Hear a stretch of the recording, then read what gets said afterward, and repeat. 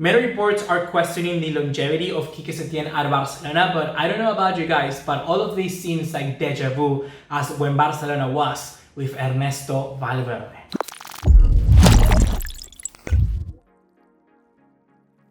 What's going on, guys? ¿Cómo están? BugaLuis here. Welcome back to another video here on the channel. And the fact of the matter is that on paper, when we first appointed Quique Setien, I was completely kind of just on another word. I was really flabbergasted. I was surprised that Barcelona actually took the chance on this, I'm gonna say young manager. He's actually one of the oldest we've ever had in our career, but kind of like a young manager with fresh ideas that has never really cemented his place as a big club. So this was his very first job. I actually was excited about this opportunity that was granted to Setien, a very humble guy as well, because like I said, on paper, his entire kind of curriculum is perfect for what we want at Barcelona. Since his arrival in January, there are many things that have actually improved for Barcelona. We're talking about passing, we're talking about intensity, pressing, defending, and control over the game. However, there have also been times where creativity has been lacking, but the players must also take responsibility for these charges. However, the main thing, guys, that you and me can agree on is that Quique Setien's time at Barcelona has been one of the most difficult we've ever had to see, because we're having a manager acting as the scapegoat for both the players and the board. That is literally unheard of. Most of the time, you only have one side against you, but right now, Quique Setien is all alone, and he's hanging on to Eder Sarabia, literally saying, what can we do? To really understand why Quique Setien in some situations is being compared to Ernesto Valverde, we must understand what sort of team he inherited and compare it, of course, to what then Valverde had. Quique Setien inherited a weakened team. We're talking about a team that had two humiliating defeats in the Champions League, a loss to Valencia in la Copa del Rey, a loss in the Supercopa de España versus Atletico Madrid in a cochonero comeback. We're talking also about a very low mentality. Football was also one of the worst things to see at Barcelona, and we're talking about another thing which is very important. The players were happy under Valverde, and actually him taking over a squad now that had their manager, their kind of golden goose, taken away was of course going to be something that would hurt, of course, his performances with Barcelona. Why were the players so happy with Valverde? Well, it's simple. If you do not remember, Valverde played the heavyweights of this team no matter their current form, and he would always praise them and always protect them. That is something what you want from a player. Quique Setien is not exactly doing so. During the first season of Ernesto Valverde, we saw a Barcelona team that actually on paper did very well and almost completed a treble, winning La Liga and La Copa del Rey, but of course falling flat in the Champions League. And let's remember, of course, that Barcelona were almost invincible through the entirety of that season. Losing to Levante 5-4 was the only defeat that Barcelona saw in that La Liga's campaign. However, this doesn't mean that Barcelona were actually playing good. They were either getting helped to win by Messi because of the Messi magic, of course, or they would win simply by the default talent that they had in the squad. If you remember, they weren't able to really at all in the time with Valverde, able to beat teams that actually pressure better than them, and then beat teams that had a very defensive solid block. Barcelona would struggle against many different opposition. We're talking about losses and draws to Liverpool, Valencia, Atletico Bilbao, Atletico Madrid, Real Sociedad, and mid-table to lower teams in La Liga. Even though Barcelona were able to win some of those, it would take them a long time to try and beat them. So in La Liga, it was enough. In La Liga, they managed to scrape through those results, but in the Champions League with the bigger oppositions, that's where really Barcelona kind of hit their lowest. And the big players may think that it was a problem from them on the field, and to some extent, of course, 100% is, but everything that they have been carrying and not playing under kind of like a high intensity or someone who's strict enough as a manager made him very comfortable for these big matches. And here are the examples as to why I tell you this.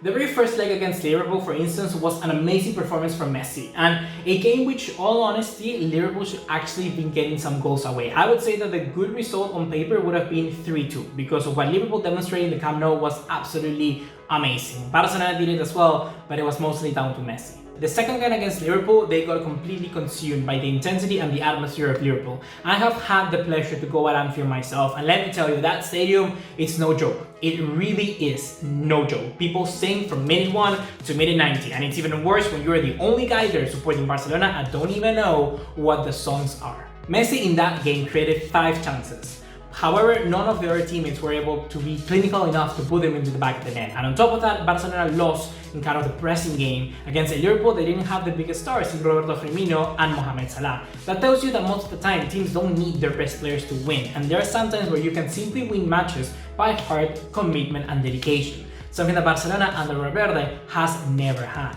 In other words, Valverde was spoiling the Barcelona players, leaving them weak and unchallenged for when the real battles came our way.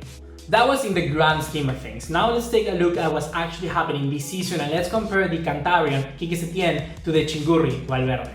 In the case of Ernesto Valverde, we must take into account that he started already with a year behind. That means that he had a year to get to know the players and then 1 year to implement his tactics. On top of that, he had a preseason, allowing for players that were not currently at his best, for instance, like an Ousmane Dembélé, like a Philippe Coutinho, to really get back on track.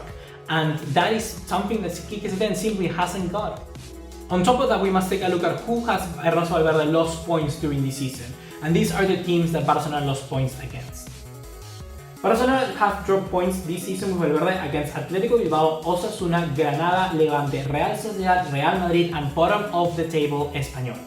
On the other hand, Quique Setien, like we've commented, he didn't have that preseason. And of course, he didn't have any new transfer that he required. Hence, Valverde didn't got transferred as well, but we're going to be commenting on that exact point a little bit later. Barcelona also dropped points against Valencia, Real Madrid, Sevilla, Celta de Vigo, and Atletico Madrid. Much harder opponents. Teams that you kind of expect Barcelona perhaps to have a difficult time too. Not teams like Espanyol, where, for instance, Valverde dropped points against. And on top of that, guys, we have to add something that we really must take into account, and that is COVID-19. Imagine that you kind of come halfway through the season, no time to get to know your players and for the players to get to know you and build the trust from them. And then when you're actually starting to breathe, to kind of build some sort of trust, you get hit by COVID-19.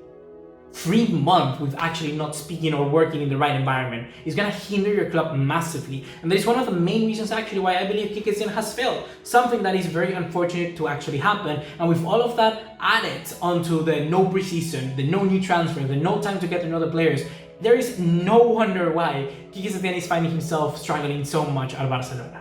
However, there are also some similarities that we also must accredit to Quique Setien and Valverde.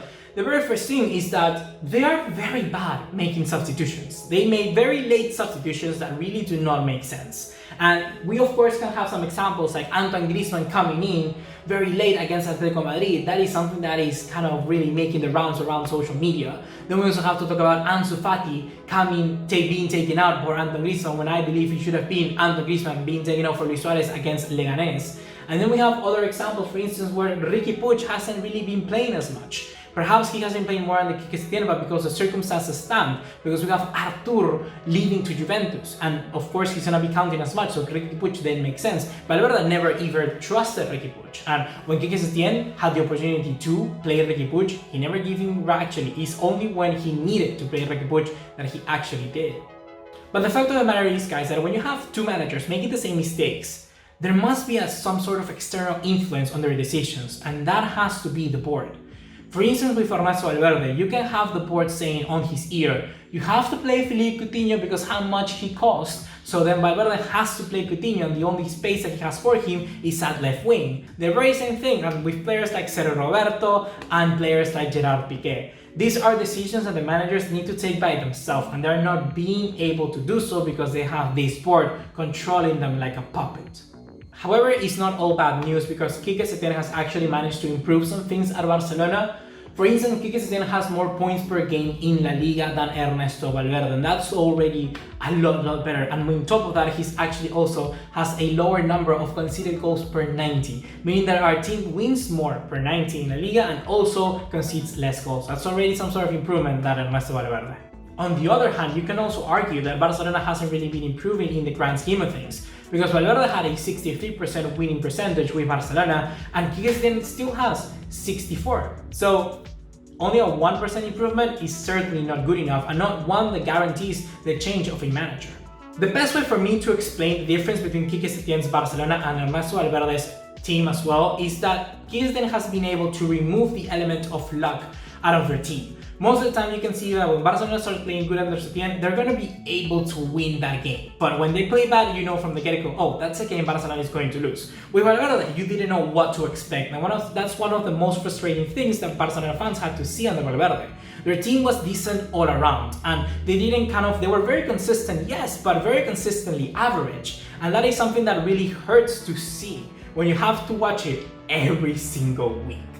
But the last thing, guys, that we have to talk about is the player power and the board, and this is the main reason why I believe Quique Setien's moment at Barcelona is even worse than Ernesto Valverde had to do when he was at the club. In recent comments that Luis Suarez made after a draw against Atletico Madrid, you can really see that the players are really not taking any liking whatsoever for Quique Setien. When asked about away performances from Barcelona, he said, "I think that that's what the coaches are for, to analyze these situations. We are the ones that have to give all in the pitch. Away from home, we're dropping points, and that we don't usually do in other seasons." This completely undermines Quique Setien and perhaps reveals that he never had the support from the get-go from the big heavyweights in the squad. If we add on top of that these players have been training under Valverde in a very calm atmosphere, and then suddenly they get hit with high-intensity training, it's gonna make them have some hostile kind of behavior against the manager because he's doing something that they are not accustomed to for a very long time. With all of this said, I believe that Quique Setien, of course, is having this hard time under Barcelona, and it's even worse than Valverde because of that reason, because he doesn't have the support from the players even. Quique Setien now has lost this dressing room, and it's not the players' fault directly. I do not believe that the players are 100% against Quique Setien, but they don't seem to have had the time to get to know him. And that is something that is making his time for Setien even worse at Barca. He's very similar to Valverde, but he's worse because the board and the players are against him. So yeah, guys, that's gonna be everything for today. Hopefully you have enjoyed. Be sure to stay tuned on this channel for more videos just like this one. I have a lot of ideas going around in my head. You just have to see which one I make first. So yeah, guys, that's gonna be everything for today. Leave your comments down below. What do you think about this video? And of course, what do you think about this entire situation? I know are very hard, difficult times, and perhaps it's not the best to think about football 24/7.